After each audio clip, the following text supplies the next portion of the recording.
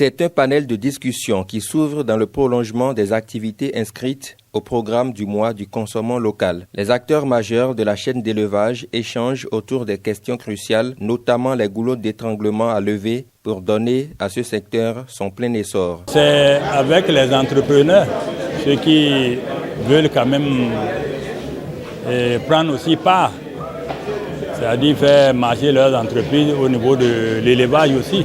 Parce qu'il ne faut pas que ça soit seulement des entreprises qui sont occupées par d'autres choses. Aussi l'élevage, avec le boom qui veut se créer au Bénin, il faut que les entrepreneurs se positionnent. Donc nous avons essayé d'échanger avec eux pour leur dire qu'il y a des opportunités qui s'offrent au niveau de l'élevage aussi. Et nous pensons aussi que ce projet-là, avec ce qu'on est en train de voir, ça va créer des emplois. Parce qu'il faut faire les fourrages.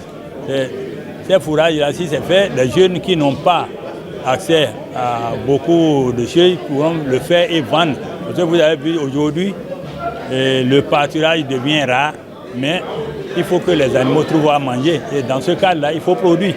Et pour dire qu'il n'y a pas d'emploi, je pense qu'un jeune se met dedans et lui-même, il produit le fourrage et il essaie de garder quelques animaux. D'ici 5 ans, il va devenir aussi un employeur d'autres jeunes encore qui veulent s'initier dedans.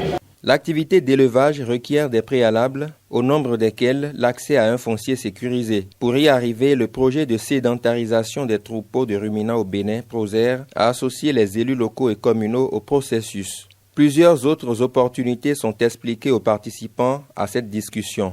On peut retenir qu'il y a plusieurs opportunités d'affaires, donc sur plusieurs maillons de la filière des chaînes de valeur, comme au niveau de l'approvisionnement en aliments bétail par rapport au fourrage, surtout aussi par rapport à la disponibilité des produits vétérinaires et par rapport à la filière lait et viande, parce qu'à l'issue de la mise en œuvre du projet, il y aura beaucoup de la productivité qui va augmenter au niveau de ces animaux.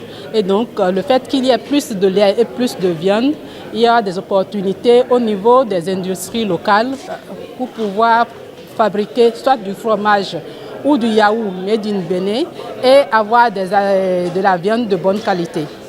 On retient notamment au sorti des échanges que la filière de l'élevage est bien porteuse pour l'économie béninoise, si tant est que les acteurs saisissent les opportunités qui leur sont offertes.